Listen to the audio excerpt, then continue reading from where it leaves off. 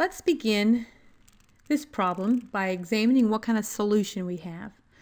And it tells us right here at the beginning that we have a buffer. So let's underline that word.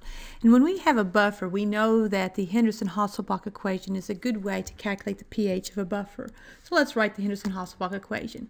pH equals pKa plus the log of the concentration of base over the concentration of acid. Now you can also use, instead of concentrations, you can put moles of base over moles of acid. And this problem, one way is about as easy as the other. We're trying to calculate the pH, so we need to know the pKa. Well, the pKa is the negative log of the Ka value, but I don't have the Ka value. I have the Kb of ammonia. To get the Ka, we will take Kw divided by the Kb, which is 1.76 times 10 to the minus 5. Okay, then plus the log of the concentration of the base over the concentration of the acid. NH3, nitrogen with 3 things attached, that's my base. The acid is this portion of the salt. Okay, so the acid is NH4 plus.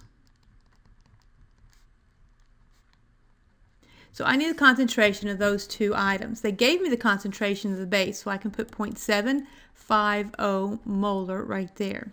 Now I need to know the concentration of the acid. To get the concentration of the acid, I need to know the moles of the acid over the volume in liters. Well, it's 500 milliliters, so that bottom number was easy enough to determine. 500 milliliters, or let's write it this way, 0.5 liters. 500 milliliters is 0.5 liters. What I need to know is the moles of that acid, and they gave me the grams of it,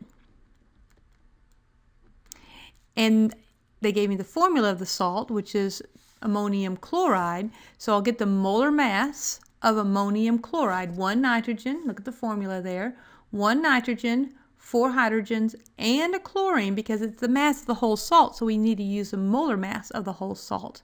When you add those values together, you get 53.50.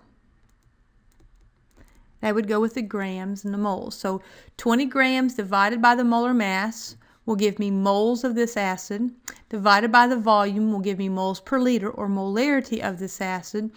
And when you divide those values out, you obtain a number of 0.748. It's almost as concentrated as the base, but not quite. So when I take the negative log of this ratio, I have 9.246. Since there is, go ahead and write this out, log of 0.750 divided by 0.748. Since there is a slight more base than there is acid, then this may be a little bit higher in pH, and when you actually work the numbers out, it does raise it up to that third decimal point to 9.247. So that is the pH of this buffer solution, and it's very common when you've got a buffer based upon a base and its conjugate acid salt that you would have a pH greater than 7.